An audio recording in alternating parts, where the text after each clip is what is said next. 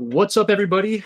Welcome back to a super long episode of the Infinity Edge podcast. We had a fun week in the LCS last week. A lot of interesting games, a lot of weird roster moves, and just weird stuff going on. I feel like it was like probably one of the most jarring opening weekends of LCS ever in terms of like just the weird stuff that happened. Then the LPL got started this week, and there have been a lot of great matches so far. LGD and Shadow coming in hot, and then losing somehow, which was a real tilt fest. But the LCK started yesterday, and tomorrow the LEC is starting. So we're officially back in the middle of what's that meme that's going around on Instagram? Into the thick of it. We are into the thick of it now. Do you guys know what I'm talking about or no? No idea Oh what you're man. speaking Oh of. man. Somebody watching this video right now knows exactly what I'm talking about, and they just have like a song stuck in their head now. So to that one person, I'm very sorry to you, but not really. If I have to deal with it, you should have to deal with it too. Before we get into the action, we should give you a disclaimer. Today we're going to do LEC for Friday, the LCS for Friday. Then we're going to do the LEC and LCS games for the entire weekend afterwards in this video. So it's going to be a long one, but I think it's actually there are different kinds of benefits to doing it this way, and hopefully you guys will realize that as we go on. It's due to scheduling, but happens. And then also before we get into the thick of it, uh, we have a code for the esportsdepartment.com. I believe it's iEdge. I've been told that it's not 20%, emphatically. I'm still not sure. That could have been a hologram that told me that, or a clone of another person that told me that. So if you try hard enough, you might get 20%. You're probably not going to get 20% though, but you could try. It doesn't hurt to ask. I'd say go in with expectations of getting 10, but shoot for the moon. Yeah. Uh, yeah. Shoot for the moon. Yeah. Yeah. Shoot for the moon. I mean, you put the code in, you subscribe, you find out, is it 10 or is it 20? I mean, that's It's really it's Schrodinger's discount code. You don't know what you're getting until you enter the code. So do that. is it But first we're gonna do the LEC. So let's get into the LEC. We'll try to make this a quick one for everybody. Some pretty interesting games, but overall I feel pretty confident in which side I like for like each one of these. Sounds good.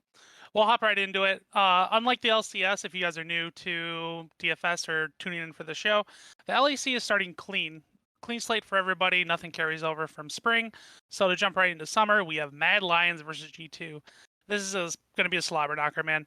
There's going to be so much ownership, I feel, on this game, and my general first thought is that you have to take a stand. Are you going with Mad? Are you going with G2? There's been talks about G2 scrims not going great. You can take that for whatever you want. But we can go with you, Alan, on this one. Mad Lions versus G2. How do you see this one shaping out? I take that as just bullshit talk a lot of the time. I think a lot of that Scream stuff, I don't really buy it. And G2 has had a long off season to prepare for this game. I think that they are still the most talented team in Europe. Obviously, I think Mad Lions is very close at this point, and there were some concerning signs of decline from certain players on G2 last split, but I trust that these guys will get it back together. And so if I'm picking a side in this game, it's definitely G2. I think you're right that like the ownership is going to get wacky on both sides of this game. And so picking one is definitely the way to go here. Over trying to play both sides, unless you have like a really good feel about another game that you think could be explosive and you like a winner, then you could match them with both sides of this game. But that's not really how I'm approaching. So I'm just gonna have G2 in certain lineups tomorrow with another team that I like later on in the slate a lot, and call it a day on that. So I'll probably end up with like 15 to 20% of G2 at like key positions like AD carry, probably some jungle captain, that kind of stuff. But nothing like what I expect the field to be, which is probably in the 30s and above. Yeah, this pricing is kind of insane. I've just had a chance to look at it now while you're talking. G2 and Mad are like right next to each other in almost every category outside of like 80 carry, where Reckless is pretty expensive and Carzy is about middle of the field price range at 6,800. So I'll throw it over to you, Michael. What's your thoughts on this? Mad Lions versus G2. Do you have a lean in this match, and what are you doing for DFS? Yeah, so in general, I think, for people who have watched these videos for the past season, I am always going to support G2, especially over Mad Lions. I think that Mad Lions, obviously, they had a great run in playoffs. They had an okay showing at the MSI tournament, but I just I can't go against my like talent evaluation, and I just think that G2 is better in most spots. Um, as most of the people watching this video know, Shadow was picked up by a Chinese team. In general, I firmly believe that Chinese teams are just better than European teams. I think that LGD is probably just as good, if not better, than Mad Lions. And it just brings back the question of like, is Elyoya really that good? Or is Elyoya the beneficiary of having a team that is playing around him because it was like a jungle centric meta? So like I personally don't think Elyoya is like a transcendent talent or like much better than Shadow. Like this is like the perfect Shadow meta, and he played extremely well today. Like if you took Elyoya and put him in China, does he do as well? I'm not convinced. So that's just a side note, I guess. But with the pricing, I do agree that it is pretty interesting that the pricing is pretty tight, but you would expect that from what's basically the closest game on the money line, although the next one's pretty close too. But it's interesting that DraftKings will like cheat teams higher, basically. Like Reckless is higher than what you would expect, and Caps is higher than what you would expect because it's just so easy for people to click on those names. Um, lane by lane, I like Wonder more as a player than Armut. I think Armut has done like a very good job and played pretty well at MSI. I think that matchup specific, I think it's more likely that Armut is drafted into a better position, but I don't think that means that Armut is the better player. So talent wise, I think that Wonder is still the better player, but it's more likely that Armut ends up carrying a game because they're willing to put him in that kind of role on their team.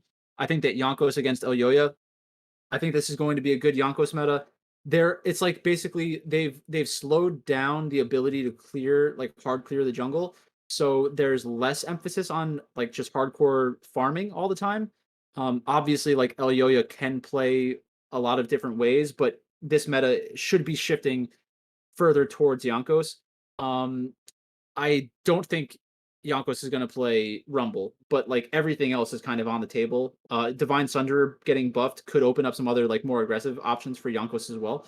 So I personally still like Yonkos more than Elyoya. I know that Elyoya has looked better because of the style they play and how many resources the team gives them. But I mean, Yonkos has been a top tier jungler for a long time, and I'm willing to lose with Yonkos and G2. Caps is much better than Humanoid in my opinion. Caps is like one of the only players that I can justify getting into like a top 20 at Worlds kind of thing, or one of the only Western players that I feel confident is actually one of the top 20 players at Worlds, like regardless of team or region that they're on. Reckless and Mickey against Carzy Kaiser.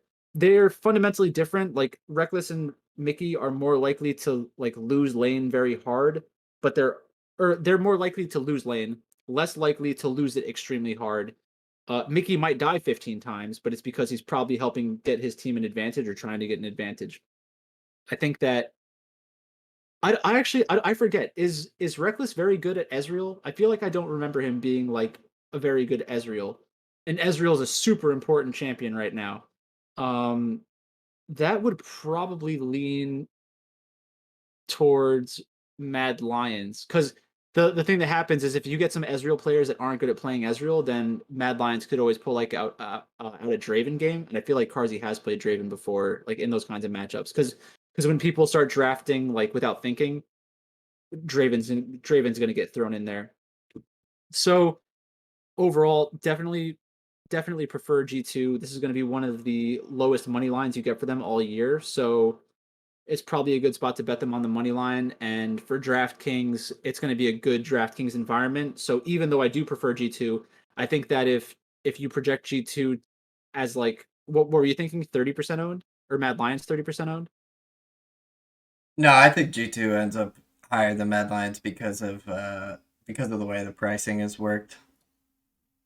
I think it'll be very close. I think they'll both be in like close to the 20 range. I think that people want to get a piece of this game because it should be the best DraftKings game. So I would probably just want to get both sides of this one and then make a stand somewhere else. I think you said that as well. So that's basically it. Moving on to our second game of the slate, we have SK versus Astralis. SK with some roster news. Treats, I believe, is moving to the jungle, and their coach Jesus is moving to support. Versus Astralis, first time we'll see these guys after a long break after MSI. Both of these teams really didn't show much. I guess that's uncharacteristic. They showed okay, I guess. But we'll go with you, Michael, on this one. Astralis versus SK. What do you think about this match? So last split, Astralis played a lot better than I thought they would in most of their matchups. White Knight was actually a relatively strong player, considering they were like, even or losing in a lot of their matches. They got rid of Nuke Duck, so they finally came to their senses on that. Zanzara, Jessica, and Promiscu, they're all okay players, but they're probably league average or worse. SK Gaming, I have no idea what they're doing. These are all, in my opinion, horrible moves. So moving Treats from support to jungle is stupid. Jesus was never a league average support, in my opinion. He was just never very good. Gen X is a pretty good player. I think that Gen X is okay. Like, he could play on some other teams. Blue is questionable, so two Hoyers is playing. I don't know who that is. And then Jezu, I'm not impressed by Jezu. So ultimately, and this might sound stupid to some of you, but SK doing what they've done makes me have no faith in them. And not only do I not have faith in them, I want them to lose. I actively want them to suffer for the insane decisions that they've made. The fact that you move away from Tinks blows my mind. Tinks was so good last split, and it's the kind of thing where it's difficult to divorce like results from performance for like individual players. There were so many instances in losing games where Tinks made some kind of next level play or like extremely insightful play that genuinely gave his team a chance to win the match, and to just like gloss over that and not keep him in your roster just means that there had to be something else going on. And it was probably Jesus being on a power trip or something, and Tinks being like, listen, I understand the game better than you. I'm better than you've ever been at this game. Shut up. Let me run things. And he was probably shut down. So I don't think I don't think anybody has really spoke to why he's been removed from the team, but it just blows my mind. Like, I don't understand. Do you guys think that there were many junglers who performed better than him relative to expectations, or like compared to how their team performed? Sorry, I was muted. Yeah, I agree. I mean, I thought that he was pretty much the main driver of their success. I think that Treats was also a big part of that, but kind of them pairing up and doing things together was their success. And so then they get rid of Tinks, who I guess is like a very toxic player. Some people have heard that or said that, and but it doesn't make any sense to like just like get rid of him and just like at the drop of a hat put your second best player or maybe best player into the jungle role, out of a role that he's comfortable in, and he doesn't want to stay in the jungle role either. So obviously this was some sort of like last second decision that I agree makes me want to downgrade SK quite a bit. I think that this game is like I think is actually pretty heavily Astralis favored, because Astralis comes in as like relatively put together, the same team from last split, and you know they were starting to show some stuff, and especially White Knight was starting to show some carry potential, and so I think that like this game being treated as a coin flip in the books is wrong. I think that Astralis comes in as just a much more cohesive team, which is crazy to say because SK finished in a playoff position last split and Astralis was the worst team in the league. But I really think that their off-season turmoil downgrades them that much, and that Astralis is a pretty good bet here. I don't know if it's like a great fantasy situation.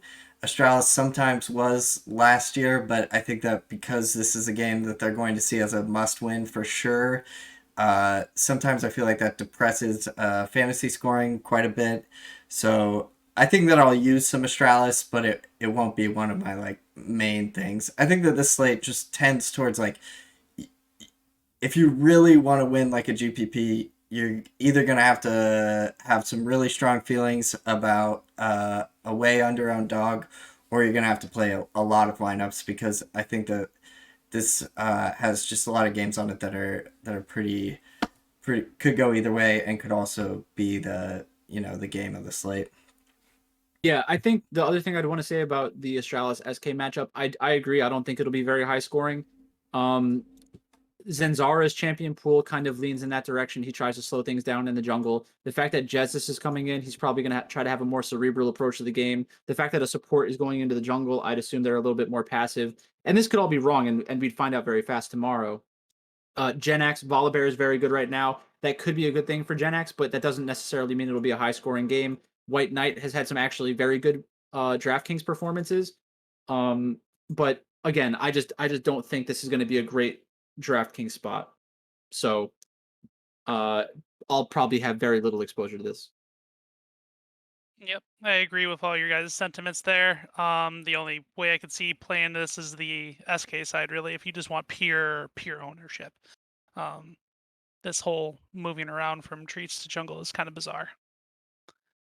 We'll move on to the third game of the slate. We have Rogue versus XL. Rogue coming into this one as our most expensive team on DraftKings. So I'm pretty sure Rogue has this one in the bag maybe 80-85% of the time.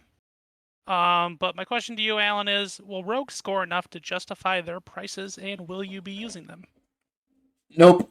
I think this is a really easy one. I think it's the easiest game on the slate. Rogue is going to win. I would go even higher, probably 85 to 90% of the time. XL has brought in the duck to replace Check-A-Lot in the mid lane, which is the usually the sign of the end for a team. And Rogue's winning this game. Like Rogue is not starting off 0-1 to XL. But I don't think that they probably score enough. I'm guessing a lot of people feel that way too because Rogue is often lower owned than you'd expect. So that might be a reason to mix them in a little bit. I think that I will probably have some like Hansama as the secondary stack kind of stuff, and maybe a Hansama captain or two, but not much from this game for me. I will use it. I would use it in cash pretty easily if I were playing cash tomorrow. Yeah, this kind of seems like a cash spot. It's even really hard to justify a Rogue one-off team. They come in at $6,000 on DraftKings, so it's such a hefty price. Well, throw it over to you, Michael. Your thoughts on this matchup, and judging by your reaction, you're not a fan of Year of the Duck? No. That's the thing about bringing in players because they had a good performance at like European Masters. Like if you genuinely think that the player is good, then why would you get rid of them after one split or even two splits or three splits? Like it just doesn't make any sense. So I think it might be a spot where Chekalov was like, listen, I don't want to play for you guys. You guys kind of suck. I'm better off going somewhere else and actually playing for a team that wins, and it would just be more enjoyable for me. So I respect that. I think that Nuke Duck is bad. But honestly, he might be backing his way into a pretty good meta for himself. Because like in general, when you get into a meta where Rumble is viable and double AD carry is viable, those are actually when Nuke Duck is like kind of good enough. Like if Corki sneaks back into the meta or Ezreal can be played mid, then I think I remember that being like when Nuke Duck was actually a good player. And we saw Kramer today play a couple of games of Ezreal, and even though Kramer's like an over the hill player, he still played like very well. Nuke Duck has never been as good as Kramer has been ever, but it's just like relative to their own talent. Um, I think Rogue is better in every single spot. I don't like Dan. I do like Cries. I don't like Dan. I don't like Nuke Duck. I do like Patrick. I don't like Denick. So I mean, if is there a world where XL wins this game and Patrick goes out of control? Yes. In that scenario, I would want to have Cries and probably Denick. So if you wanted to do some kind of like 3-4 with XL as like a one-off, as like a one team out of many, I think that is like realistic. And like even as a secondary stack, like I get it if you want to play them as a secondary stack. With Rogue, it's really tough to see them winning because the general playstyle of Rogue is to just win in a low kill environment, and XL their go-to playstyle is just to like let the game scale. So if that happens and both teams get what they want, then it'll just be a very low scoring game that ends up like with 2 fights around Baron or something, and that's it.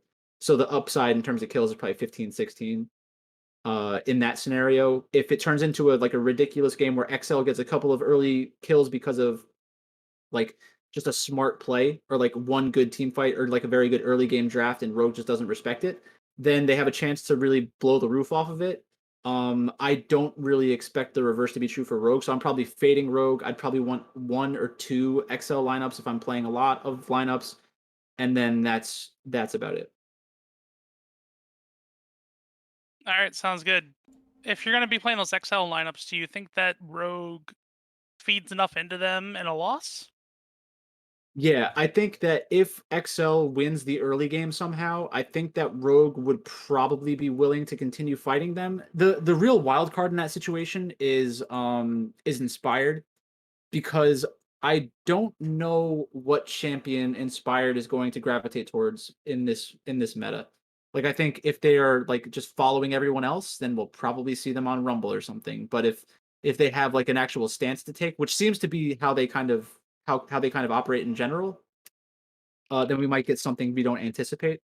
I've never seen them play Lee Sin. I don't know if they play Lee Sin. I think Lee's a pretty good champion right now. We saw Diana in the LPL yesterday. I could see Inspired playing something like Diana.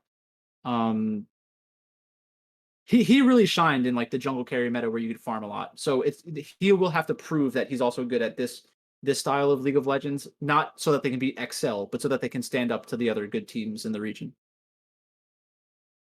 All right. Moving on to our fourth game of the slate. I wish I had Roberts on for this one. Vitality versus Schalke 04.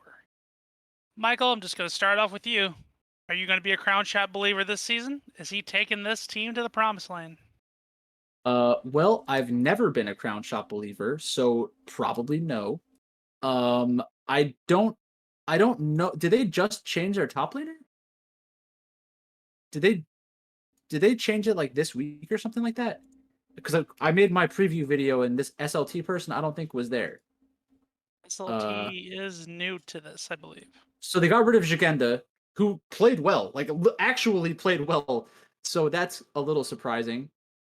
I guess SLT outperformed them. They just went from the main team to the academy team. So that's probably a good thing for SLT. Yeah, Self-made. he came from Big. Okay. If that matters. Not really. But I mean, the new shiny toy. I mean, that just might be the situation. Self-made. I do like Self-made. I think he's one of the best junglers in the region. Leader. I think Leader's extremely overrated, but this is a very good meta for him. Melitza. I think Melitza is probably just a better player than Leader, or very close. Stylistically, I understand why they would kind of gravitate towards Leader, especially if they have Self-made. So I could see this being a very strong um, jungle mid duo where they are very active in the early and mid game. Leader plays a lot of these like melee champions that are pretty good in this meta right now. So this, even though I don't think that Leader's a very good player, I think this might be the perfect meta for them with the current champions that are overpowered.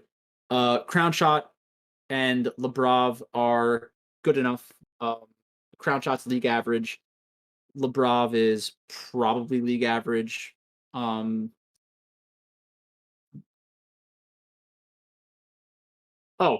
No, you're not muted. You're the opposite of muted right now. You were muted, and then you unmuted yourself, and then you were talking to us. Uh, so against Schalke, I mean, I don't like Schalke anymore. I think going from Gilius to Cure is pretty surprising. This is probably like a perfect Gilius meta. Like, I don't know why they would do that.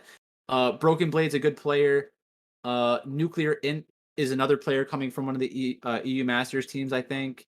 Going down from Abadage is obviously bad. And then Neon and Limit are okay. Limit had a great playoffs, so that might be a good spot to want them to win. I think that if Schalke wins, I'm not convinced that it's a very high scoring game. If Vitality wins, I think it has the upside of being a high kill game. I think this is probably a good spot to play Schalke because I think there is a lot of public sentiment, positive public sentiment on Vitality right now, and negative sentiment on Schalke because of the roster moves they've made. So this just might be a really good spot to play Schalke in some of your lineups, even if you think they only have like a 40% chance to win. What's the line at right now? So right around 50%. I think that the public would say that it's lower than that. So I would say if you want to get them in 10% of your lineups, you can probably justify that pretty easy. Hoping that they come in at 5 or 6% owned, and then you double the field. That'd be kind of nice. That's basically it. I mean, I do prefer Vitality. I think Vitality wins, and they're probably the better DraftKings option in general. But Schalke seems like a good play because they might be very low owned. All right. Alan, let's get your thoughts on this one. Vitality versus Schalke. What are you doing with it? I can channel Roberts for us. I think that Vitality is a pretty clear favorite in this game. I am exactly the person that Michael was talking about. I really don't like what Schalke did in their offseason.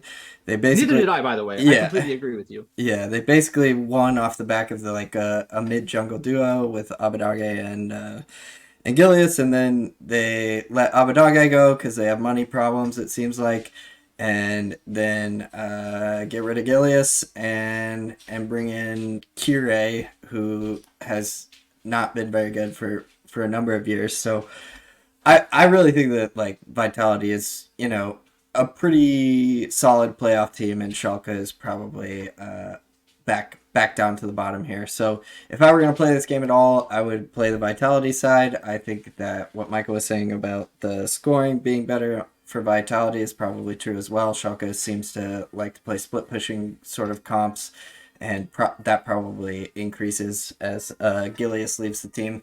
So I will play Vitality. They're as probably more like the small stack in with teams from the next game.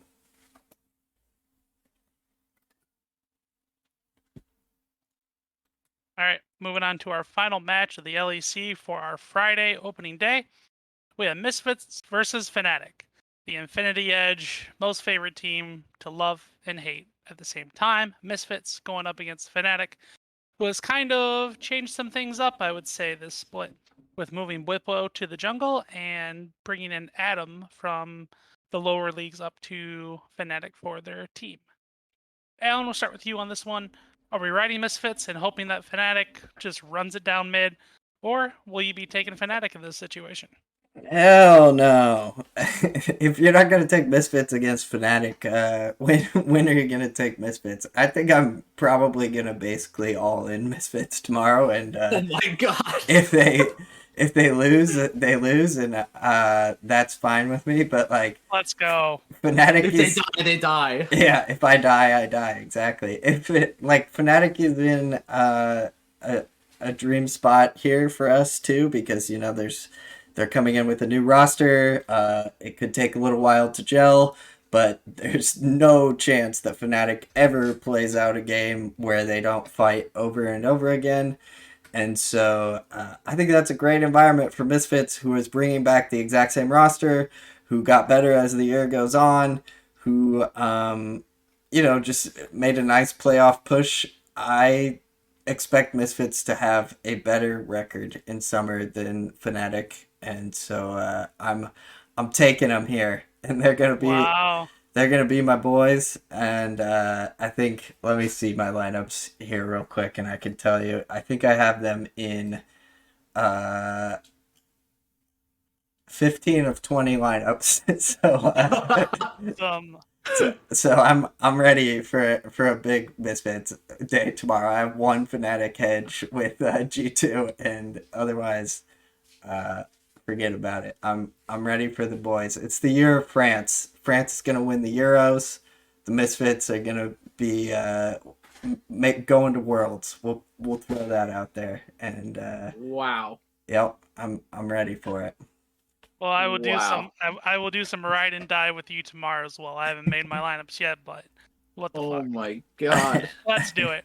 Now, Oh my god. you know the funny predicament about this is we have our Fnatic resident hater Yamato Cannon Michael. Now, the only way you can best this if you do 20 out of 20 Misfits lineups tomorrow. Michael, you man enough to do that? No.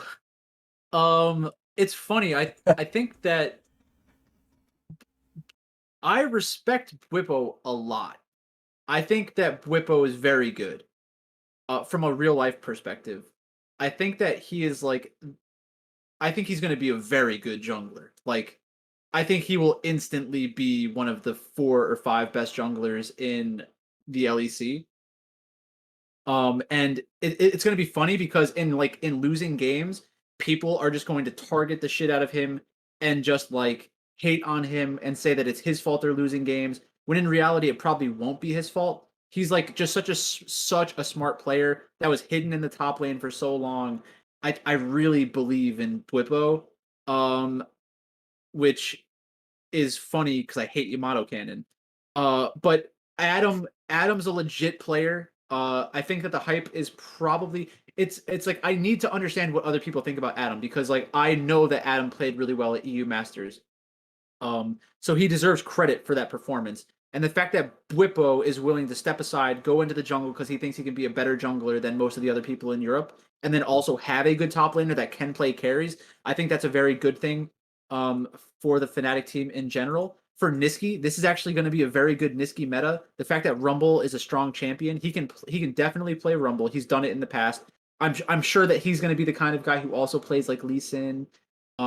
He would probably play Ezreal in some random spots. He probably plays Viego. He like Niski does kind of adapt to the champions that are out there and will play them. He's not necessarily the best at those champions, but he's willing to play them, which creates additional pressure on all the drafts. And then Upset and Hillsong are just good players in general. I think Ezreal is very likely to be played in this matchup on either side. And you all know that I absolutely love Misfits. I think that they have a huge upside in general, and especially in a matchup with Fnatic. But I do believe that this is like a true 50-50 matchup, and I want to play both sides because I think that the DraftKings scoring is going to be extremely good in this scenario. This is also a spot where you can game stack. Like I could easily see this game getting completely out of control. Like in terms of the matches from tomorrow, I could see Mad G2 being a game stackable game and Misfits Fnatic being a game stackable game. Then you get some combinations of those two teams, and then you rotate in them as primary stacks with some other underdogs from the other matchups, um, just for like ownership reasons and trying to combine the salary to get under 50,000. So if I had to pick a winner for this matchup specifically, I think I'd probably go with Fnatic. This is like the best. If Bwipo comes in tomorrow and has a really good performance in the jungle, everyone is going to love Fnatic. Everyone, literally everyone. So that is a scary spot to be in because this might be the only time that you can play them. If he comes in tomorrow and is horrible, then yeah, you lost a little bit of money on the first time that you saw Bwipo play jungle. But then the next time when you're chasing your money, even less people will be on it. That's a good spot to be in. So I would love to watch Fnatic fail. If that costs me a couple dollars every time there's an LEC slate, that's fine. But I would love to watch them fail. Just so Yamato Cannon gets fired. And then once Yamato Cannon is gone, then Bwipo starts playing even better in the jungle. They maybe get a new player, and then bam, they're an actual good team. I will definitely play Fnatic. I will definitely play Misfits. It's not a spot where you need to take a stand, really, I think. Unless you're going to play 20 lineups and you want 15 of them to be Misfits. I respect it. I respect it. This is so on brand, and I'm here for it. All right. Well, that's going to wrap up our Friday LEC. We're going to move on to LCS. Our first matchup of the LCS is going to be TSM versus 100 Thieves. TSM coming to this matchup 3-0, while the 100 Thieves are 2-1 on the summer split half of things. I'll just talk about the summer records. If you want to see their overall records, you can find that easily on Little Esports at Leaguepedia. A couple weird things with this matchup, actually. TSM's coach Parth announced that an announcement will be coming soon. Obviously, we don't know what the hell that means. It might mean a roster switch up, since Immortals also did a roster switch up today.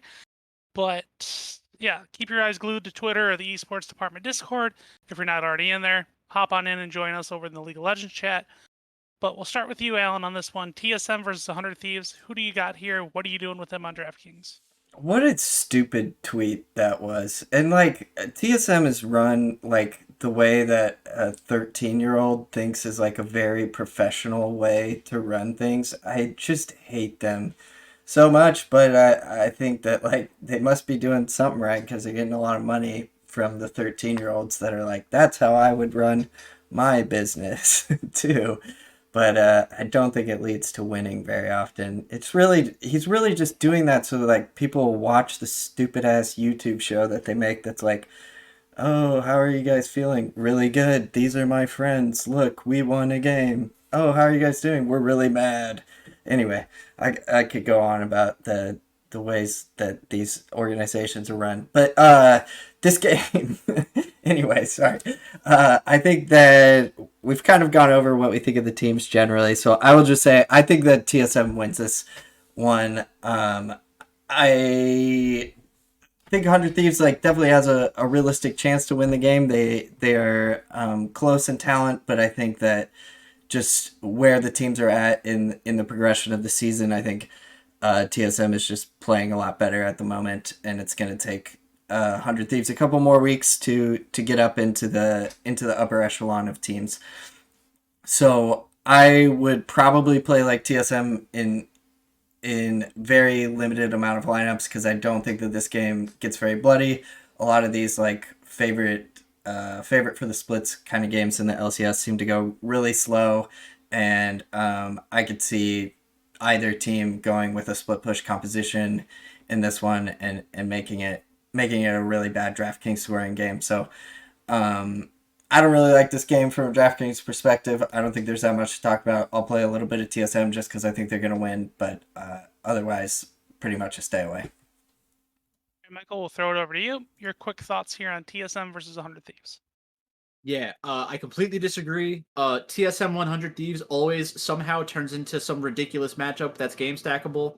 I think that Huni will in many scenarios lose lane extremely hard to Someday for some reason in like a game where you could play like a TSM captain, Someday closer, and then random players from both teams, or even like switching out closer and Spica. I just think there are so many ways that this game kind of turns into a huge team fight fest, like the way that we kind of like think that TSM Team Liquid games might turn into it, because these are two very good teams, and the fact that they're playing around similar portions of the game,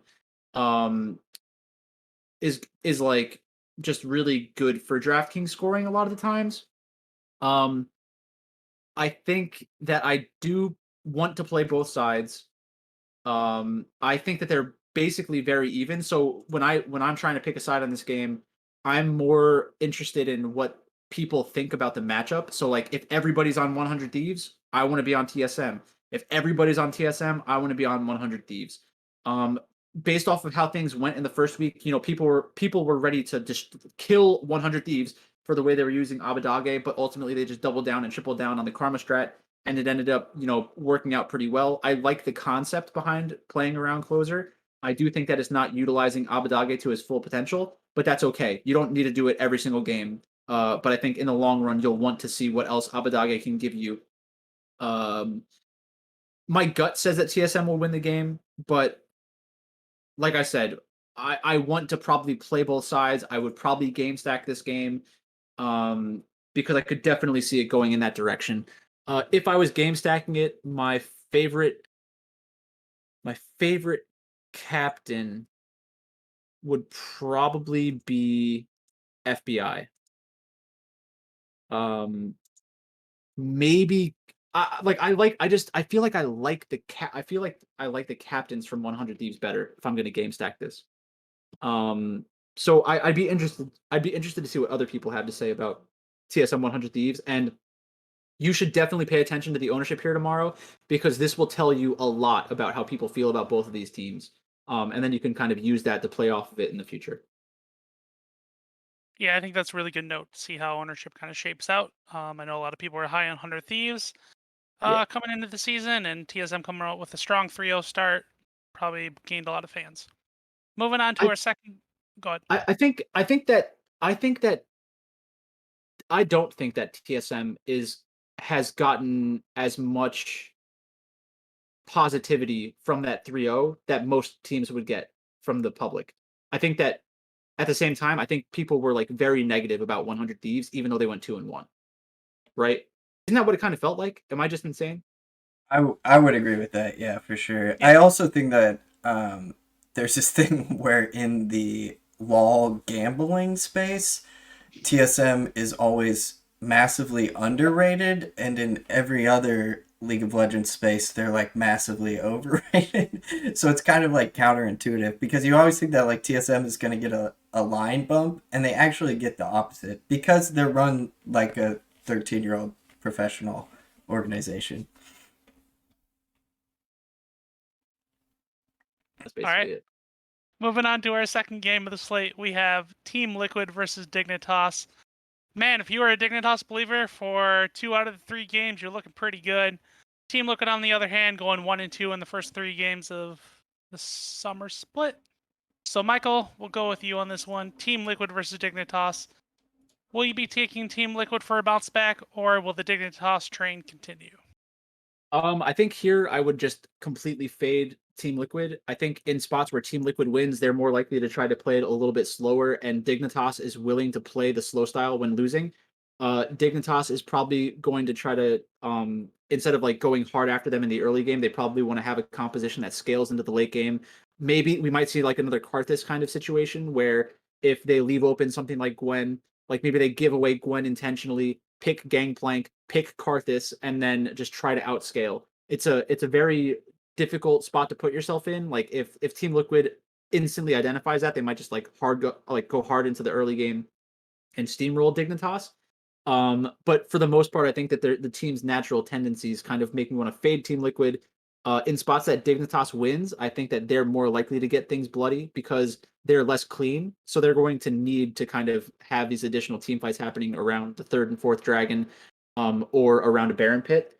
And then the move from Soligo to Yasui, I don't really care. Like Soligo is not the heartbeat of Dignitas, so you can kind of swap out these champions, these players, as long as they play similar champions, and it's not going to do much to change the team and how they function. I don't think that they were honest and when they made their announcement. I think that there's probably something else going on where Yasui is like very good at the melee champions. That's just my gut feeling about that. Dardoch, I could see Dardoch running over Santorin. Not that Santorin's a bad player, it's just Dardoch is that type of player. So I think Dignitas is the better side for DraftKings reasons. I I don't think Team Liquid will be popular, so you can probably play 10% of them and be about right. Just because they have the perception of not being a high scoring team.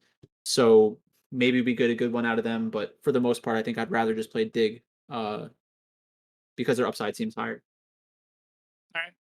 Yeah, I forgot to mention that Sligo will be out, Yusui will be in for at least this game and probably the rest of the week. We'll send it over to you, Alan, on this one. Team Liquid versus Dignitas. What do you think about this matchup? So it looks like Alfari's going to be back in because Jenkins played Academy for Team Liquid as well. So is that true? I see your Um, ghost. yeah, that's my inclination on the rules. It's been different. So just in case of the Immortals thing, pretty played yesterday in Academy. And he's going to be playing in the next game we'll talk about. So I'm not sure if this rule doesn't exist anymore, but I assume it's Alfari. Sure. Yeah. I mean, I think just like the history of teams tells us that it's most likely of Alfari unless like there was announcement to the other way. So yeah, I mean, I agree with Michael. Like, if you were gonna play a side in this game on DraftKings, it would be Dignitas. I'm not playing Dignitas ever, pretty much. So it's just gonna be a full stay away from me. So we don't need to say that much more about it. I might throw Team Liquid in as like a secondary stack with an underdog if I get down to that level of lineup, but otherwise I'm not touching this game. Okay.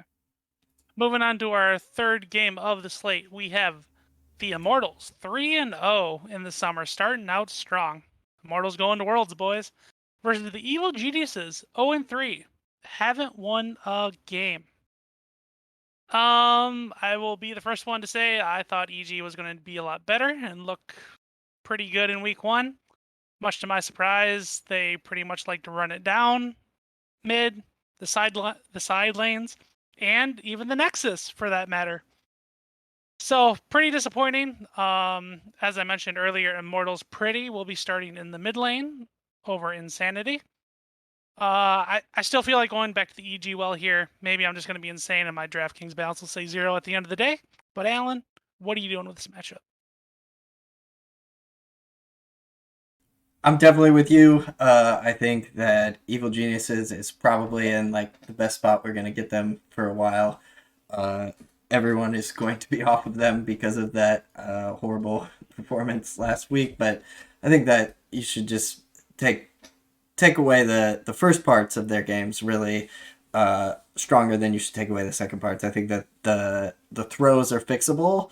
The leads that they were getting were more encouraging to me, and especially now that like Immortals is subbing in Pretty for Insanity, who I thought was one of their better players. Maybe he doesn't play the champions that they want him to be able to play right now. That could be the case. But I think the Evil Geniuses is just a straight up better team than Immortals. Immortals went 3-0. Evil Geniuses disappointed. It's as easy as it gets. I think it's a smash Evil Geniuses spot. You play them in quite a few of your lineups. Like I have them, so I'm only playing 8, and I think I have them in 5. So a large percentage. All right, Michael, we'll throw it over to you quickly. Evil Geniuses versus Immortals. What are we doing here? I agree. My gut reaction says just play Evil Geniuses. It's interesting from a DraftKings perspective. I'm not sure what Immortals is going to look like as a loser right now. I don't know if it's going to really allow Evil Geniuses to really push up their upside. Danny is an interesting player. Like, it's funny because a lot of League of Legends players, like, it really just comes down to the champions they play. If they actually play Samira in games nowadays, like, they do have insanely high upside that might not even be available to other players. Like, they can get like a 15, 16 kill game in just like in a stupid like Fiesta kind of game. That's just where Samira shines. I don't know if that's really likely to happen against Immortals. I think that Immortals is probably in a spot where they're trying to convince themselves they're a very good team. So if they're losing in the early game, I would expect them to kind of try to turtle it out and just trust themselves to win it in the late game in like a decisive team fight. So I would think that, you can kind of play Evil Geniuses, but it scares me a little bit with Immortals because I just don't know if their mentality is going to allow them to completely feed. Immortals, on the other hand, I think it might be a little easier to play them with the idea that Evil Geniuses will throw themselves at them. I'm not in love with the game for DraftKings reasons. I do completely agree that it's a good spot for Evil Geniuses. So if you're looking more for like, teams that'll win more often than they're expected to, it would probably be Evil Geniuses. I'm just not 100% convinced that it'll be a good DraftKings environment. That would be my issue. I think that Evil Genius's flaws is kind of what makes them a good upside on DraftKings too, right? Like Like they, inability to close out a game or yeah, something. they can throw the game a couple times and then still have to, come back and win it later on. So I think that Evil Geniuses could still get there even if Immortals doesn't want them to. Yeah, I think they could get there. I'm just a little afraid of them getting there. Uh, that's basically it. When that new item comes in, Evil Geniuses is going to be the most insane team to watch in the history of teams. Did you see that new item that's coming out? No, is That's like it like a made for flash split forward pushers. or something? Oh.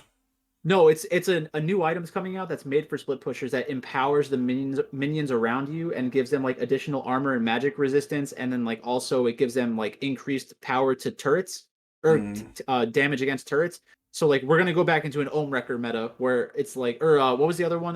Banner of Command, where you just get all these Yeah, items that's that are it. just empowering minions. You throw them in the side lane, they're killing the side lane while a dragon is happening. It's just gonna be wild, which is always kind of fun. They seem to do that like every other year around World. It's like, look at this broken item. Let the entire game focus around this item.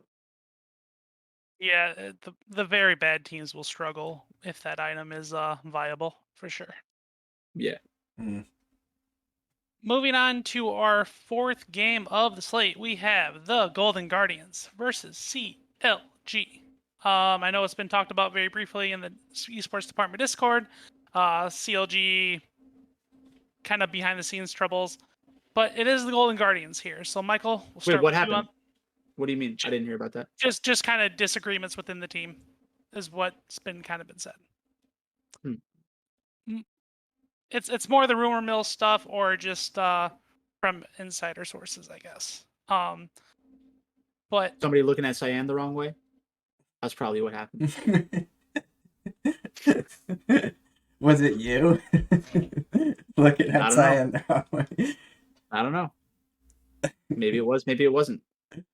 nonetheless, the Golden Guardians come into this one 1-2, CLG 0-3. Michael, Golden Guardians or CLG on this one? What's your take? CLG, easiest spot in the world. This is the game that I'd probably want more of than anything. Give me all the CLG. If they lose this one, then we're in trouble. My bank roll will not like that. If I play in another King of the Rift qualifier tomorrow, probably have CLG. Seems like a great spot to me.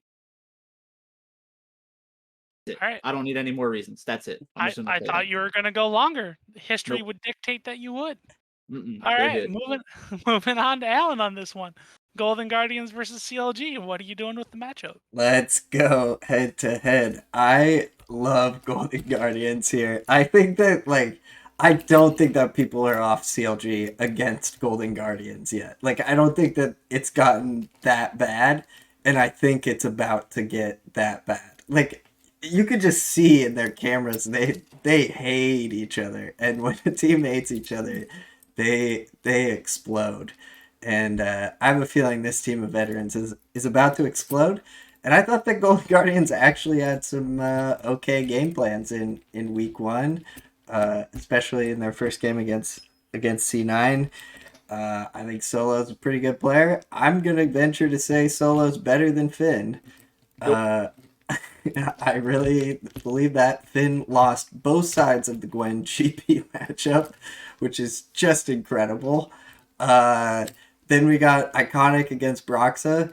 I think Broxa's washed. I'm done with this guy. He's saying a lot of the stuff about working hard for the team and blah blah blah. And maybe the team on the inside is like, no, you're not. You're out. You're done. So wash there. No, Brox is definitely better than Iconic. Pobelter against the Blaze Olive. I don't know. Blaze the Pobelter, olive. a Blaze Olive. I don't know. Pobelter hasn't been that good in quite some time. And then the bot lane, we got the Wild Turtle and the Smoothie against the Stixay and who the hell is their support now? Time. It doesn't even matter. This bot lane has Wild Turtle and Smoothie, a player known for being a huge underperformer. Smoothie on good teams, and then Wild Turtle, a player known for being wild. I'm out on CLG. I'm ready for Golden Guardians. This will be me and Michael's head to head for tomorrow. Didn't we have multiple head-to-heads in this already? Yeah. I will say Wild Turtle was horrible in their game on Ezreal the other day. That was so funny. It was Thresh Jinx against Ezreal, and every 2 seconds it was like, hook, You're dead. hook. And like every time it was just insane. Like, how does that even happen? Like, it's so bad. Like, it's like, for people who like just got into League of Legends because of DraftKings and don't understand like the game itself, like it's mind blowing how bad he was in that game. Like, that's what I'm talking about. That's why I hate Wild Turtle. He has games like that where it looks like he's never played the game before. It's hilarious. He does also seem to be like a guy who needs the power of friendship to be activated. Like, if the things are going bad behind the scenes, I doubt that Wild Turtle is having a good time, because he seems like a very soft, kind person. You know what helps everybody be in a better mood? Winning. You know what they're gonna be? I'm telling you, at the end of this game tomorrow, like one of them is gonna get up out of their chair and like scream and like puff out their chest and like flex at the camera. I guarantee that's gonna happen. They will win the game. They will flex at the camera. Both of those things are happening tomorrow. Love it. I'm positive. I see it in my mind's eye. We need to start doing like a live stream on the esports department of Twitch, because I kind of just want to clip that and just have it forever when they lose. Yeah. But yeah, the CLG thing is just so crazy to me. Like you mentioned, Alan, you mentioned both of the sides of the Gwen matchup, the GP Gwen stuff. And then in the third game, Finn was hard smashing his opponent. And if you haven't played League of Legends before, there are times when you're in games where the game state is just, all you have to do is sit back and not int, and you're going to win the game. Wild Turtle was in that position and said, fuck it, we're losing. It's one of the craziest things I saw that match. I'm like, dude, you just have to sit back and farm. Top lane's way ahead. And on Ezreal. Like on Ezreal of all champions. The champion that like you should be able to do that on. So yeah, incredible stuff from the turtle. Moving on to our fifth and final match for Friday. It's not technically a snoozer, I guess, for both of the teams. We have FlyQuest versus Cloud9. Cloud9 coming into this one. Oh no, 1-2, my boys. Just not doing great. FlyQuest 2-1. We'll throw it over to you, Alan, quickly for this. Fly versus Cloud9. Who do you got here? I agree with the quickly point. I think it's pretty clear that Cloud9 is gonna win this game.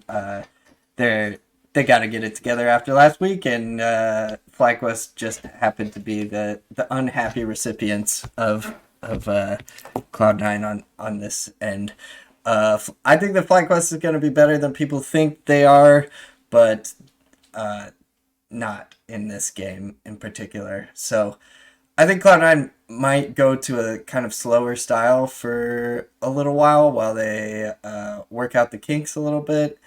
They sometimes in last split, when they wanted to win, would put Perks on a sort of split pusher type champion. He could obviously play Ryze, he could play Yone, he could play quite a few different things like that. And so I'm kind of mixed on this one from a DraftKings perspective. I also think that Cloud9 is going to be hugely owned. FlyQuest gives up a lot of deaths in their losses historically. Cloud9 is always a team with a high sort of kill total.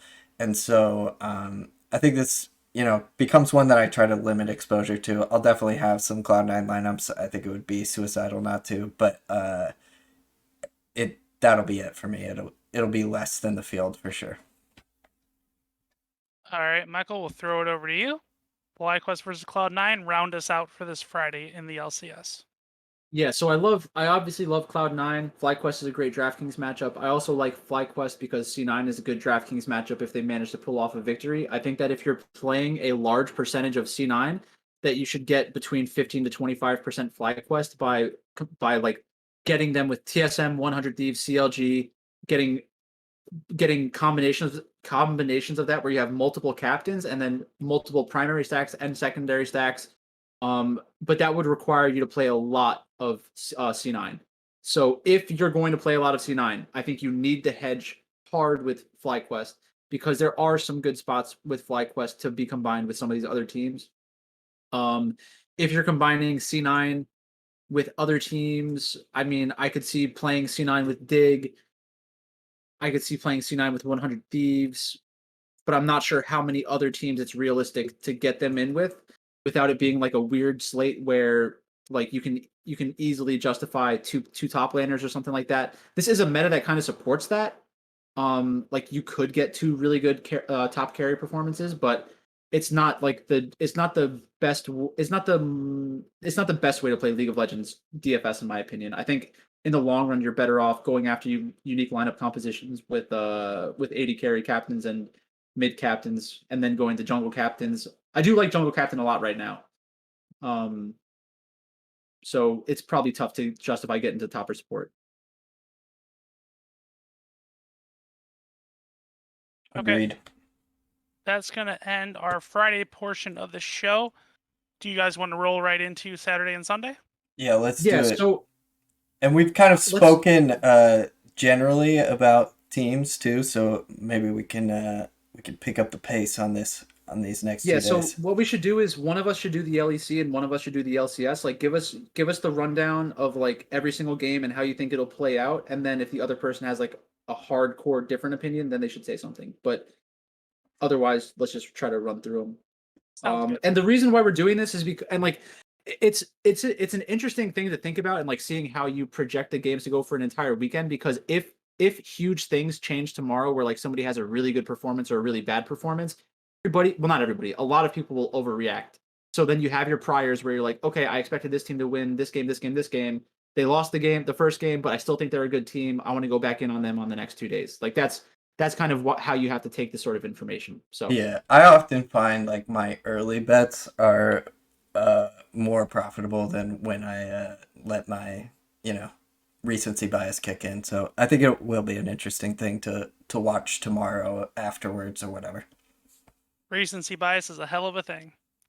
it is. All right. So if one of you is going to take the LEC and the LCS, the big question is who's taking what? Give me the LCS. All right. Okay, I'll do the LEC first. I'll give a little bit of structure to the. That's the only option left. That's the only option left. Well, I chose it. I didn't do it because you told me to. No, there was a default. There was a choice by Alan, and you have the LEC now. So Saturday, June 12th, XL versus Astralis. Michael, who you got? So I think that XL will look bad on Friday. I think that Astralis will probably win on Friday. I think that'll make people want to play Astralis more as an underdog, because I think they will still be the underdog. I think I will also be in that boat. I think I would still want to play Astralis. XL is just going to be bad. I just don't believe in them at all. Misfits against SK Gaming, same thing. I hate SK Gaming, and for people who are going to watch this like continuously throughout the entire split, when you need to realize that when I get a team that I hate, it's very tough for me to stop hating them. And there's probably going to be some spots where like you need to go to somebody else, because at some point I'm just not possible to listen to in a reasonable way. It's just I understand that's the case, and I want to be upfront about that. So Misfits definitely going to beat SK because they got rid of Tinks. Rogue against Vitality. I think this is a spot where it would be interesting to play Vitality, because they're a big underdog in a matchup where their style probably is lining up well with the opponent. I would expect it to be a game that will explode over a couple of fights, and you would need to get kind of lucky to get into that like high teen or low 20 kill score. If we see Rogue like destroy XL, I'd probably want to back off of them on Saturday, because that'll just inflate their ownership even more. G2 against Schalke, that's a no-brainer. I'm playing G2. Mad Lions against Fnatic, I'm playing both sides of that one. I do think that Fnatic is going to be better than what I want them to be, because I do think Whippo will figure it out pretty fast. Right now on Saturday they're plus 218. I would probably bet that before their game on Friday, because if they go out and dominate Misfits, then that number will like it go away extremely fast. Then on Sunday, first game we have Schalke against XL.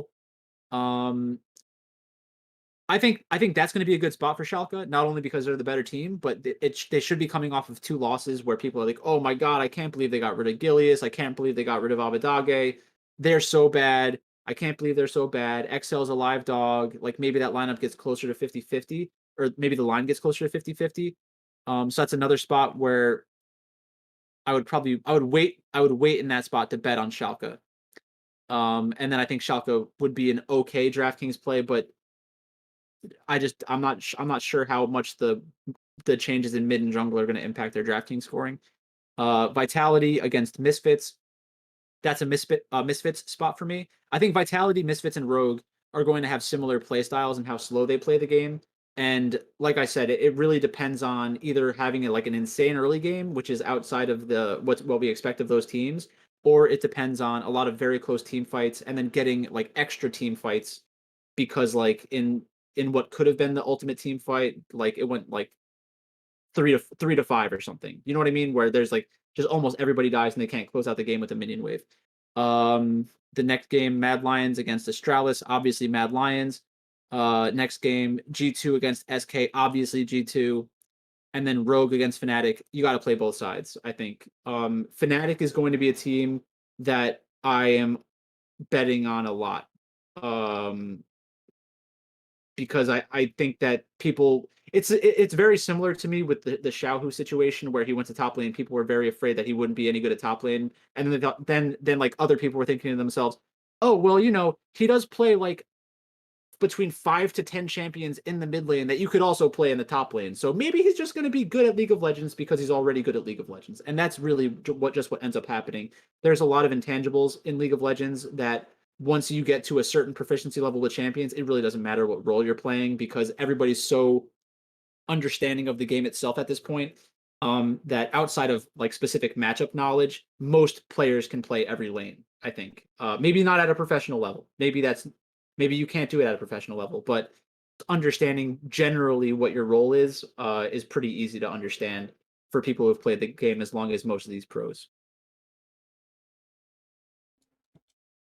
All right, And that's Alan. Yeah, Alan, do you disagree with any of that? I didn't hear anything I really disagreed with hugely there. I think that the Misfits versus Vitality spot stood out to me humongously because, Misfits are my babies. And then I do think that if Fnatic loses to Misfits on Friday, I will probably all in-ish Fnatic the rest of the weekend because the opinion on them is going to shift so drastically there because I don't think that people expect Misfits to be very good. And I do expect Misfits to be pretty good. And so Fnatic losing to them doesn't downgrade them very much. And then they're in 2 kind of monstrous matchups there against, was it G2 and then Rogue? That's a pretty tough first 3 for Fnatic, but I would like them from a DraftKings perspective quite a bit if they lose on Friday. All right. Starting Saturday, June 12th. Kick us off with the LCS, 100 Thieves versus Golden Guardians. 100 Thieves, I think, is going to win the game. I don't think it's a very good fantasy game. Just generally speaking, I don't really like 100 Thieves in wins, and so I expect this to be a pretty easy win for them. Then is the FlyQuest TSM game. I'm hoping that TSM is 4-0 at this point, and I can give FlyQuest my Misfits treatment, my little baby boys from with the bees from FlyQuest. I think could pull the upset against TSM. I also think that if a team is going to score well DraftKings wise in this game, it's definitely going to be FlyQuest, so I would definitely try to be over the field on FlyQuest there, and that would be pretty easy to do because I think they'll be pretty low owned, especially if TSM goes 4-0. The next game is TL versus Evil Geniuses. I have a hard time seeing Evil Geniuses win this one, to be honest.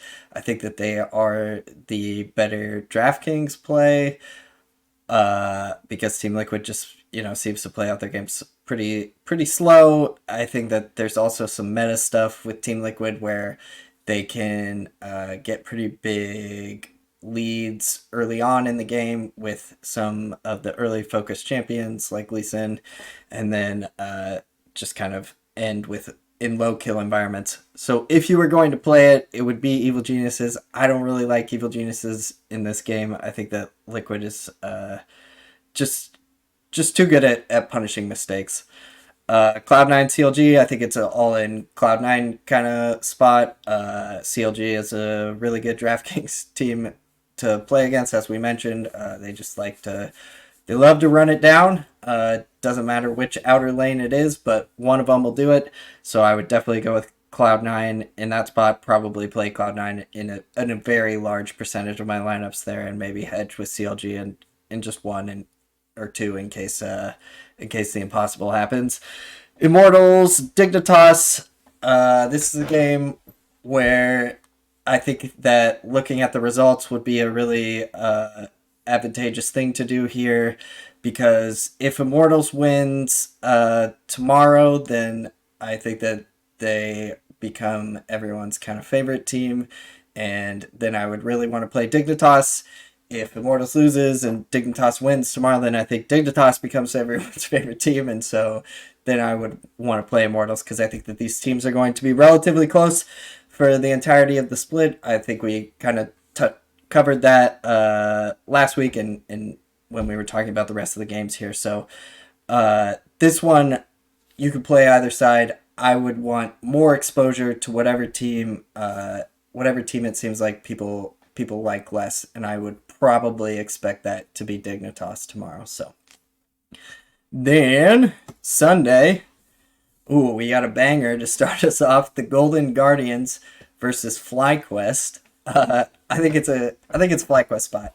I think that FlyQuest is a significantly more talented team than Golden Guardians, and I could see this game getting really bloody because both teams are going to see it as a must-win, and they are going to team fight quite a bit in this one, would be my guess. And I don't know how ownership goes generally in this kind of spot. I would guess that FlyQuest gets pretty highly owned, but I would still look to play even more FlyQuest than everyone else. Immortals, Liquid, another Team Liquid win.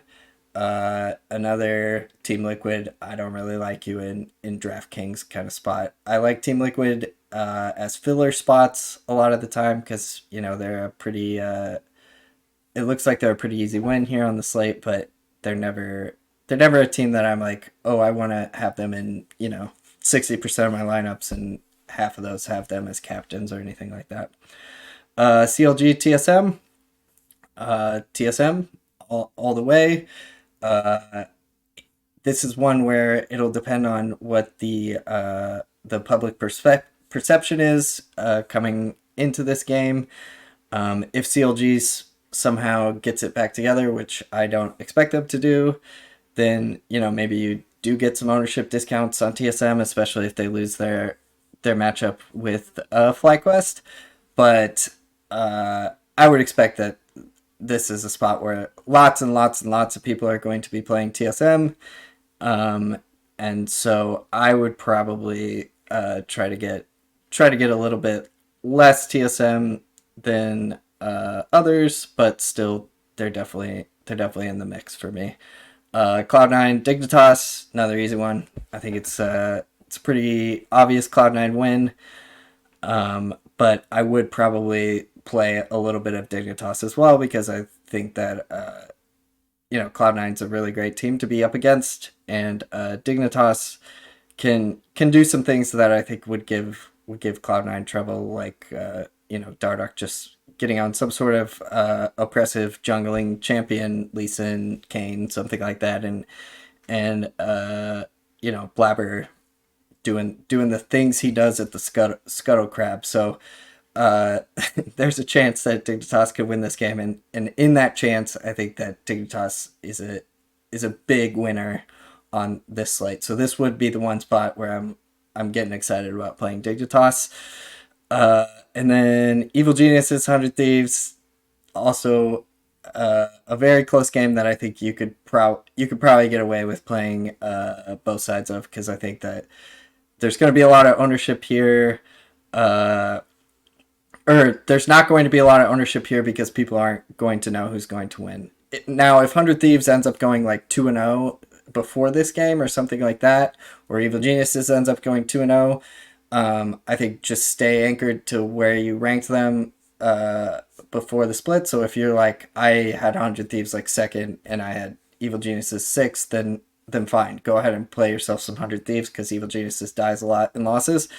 But I had them kind of in the same general tier. So I would just look at who won more and play the other team a little bit more, because you're always getting that ownership discount there. All right, Michael, any kind of disagreements there, or do you like what Alan has to say? Yeah, I like what Alan had to say in general. I think that the spots that are really important for League of Legends differ depending on what time of the week you're in. Like the first day, like when it's a Friday, you really want to have opinions that are, informed by last week but don't follow the narratives from last week. And that I feel like I probably do the best on Fridays. Then Saturday, Sunday, I'm trying to play against the easy narratives from like the Friday match and like the really popular ones from last week. But I think I haven't done that. It wouldn't be easy for me to do, but I think that Friday, the first day of a week for a region, is probably when I do the best, just in general. So that's always a good day for me. So going into tomorrow, I really like my takes for tomorrow, and then I'm gonna have to like move my opinion based off of how I think the games go, and what the results look like, and what the stupid things that I hear are from people like on the analyst desk or like online. It's funny, but like it really does. It sometimes you don't realize how stupid your own like thought is until you hear somebody else say it, and then you're like, oh my god, I can't believe I thought that. And then you can just change your opinion, and it's like you'll end up getting an edge somehow. That's generally how I operate. Yeah, I also think that like paying attention to teams that are highly owned and lose Oh in hell yeah. expected wins is like it's still just a big edge in LoL DFS. Like people will just get off them, and, Oh and yeah, it's like for you sure. thought they were good yesterday, and now because they lost one, they suck. So yeah, I would pay attention to that this week too, because early season is great for that. Agreed. Well, if you guys made it this far, I want to thank you all for joining us today. If you enjoyed the video, be sure to like it, subscribe to the Esports Department YouTube channel. Want to thank Alan and Michael for joining me tonight. You can find Michael on Twitter at League of Items, Alan at LCS Picks, and you can use that 10% off subscription code by using iEdge. When you re-up your subscription for the Esports Department website, you gain access to the projections, our shows, John's breakdowns for LPL and LCK now, CSGO, and anything esports that you want to get your hands into. Good luck on the slate tomorrow, and let's go make some money.